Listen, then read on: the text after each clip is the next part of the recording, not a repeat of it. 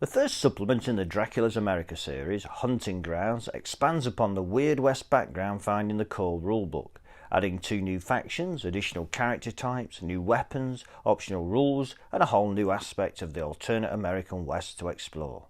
This softback book is up to the usual Osprey high standards and begins with an interesting introduction to the new setting of the Indian Territory, with background on the Black Hills, Deadwood City, and the mysterious hunting grounds themselves, an area sacred to the Sioux Indians, but the home of Animus, the electoplasmatic substance desired by Arcanists and worth a fortune.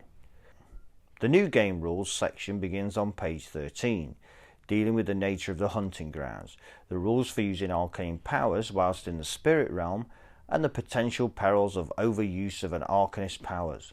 The hunting grounds are a place where the walls between the mortal and spiritual worlds are very thin, so there is an abundance of entities within the area, most of them new to the game environment. Several new weapons and arcane powers are outlined. These include muskets and various close combat weapons, the rules for which were missing from the core rulebook. New arcane powers are detailed, with rules for spiritualist, shamanic, and diabolic powers to be used by established factions. There are 2 new factions in the supplement, plus rules to expand upon the Skinwalker tribes. The Forsaken are the survivors of the 7th Cavalry, who were not killed but accursed, forced to endure life as shape-shifting beasts and hunted outlaws, living beyond the realms of man.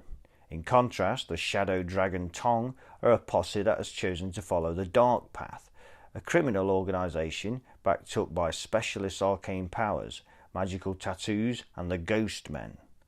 Lastly, there are rules and additional details for theming your Skinwalker posse, whether you choose either a plains, desert, woodland, or mountain tribal background. The main rulebook contains a great campaign system, which is expanded upon here with a number of new skills, gear, including suitably themed supernatural items, new hired guns, and the ability to add a Gatling gun to your posse. There are also new options for the downtime between games, including the option to undertake a vision quest, encounter tables, creating your own territory and hideout, finding Animus, how outlaw posses are created, and work within the rules, undertaking a spot of bounty hunting and hiring mercenaries. Also included is a narrative campaign with scenarios that can be used as a number of standalone games, but actually go together to advance the whole story of Dracula's America itself.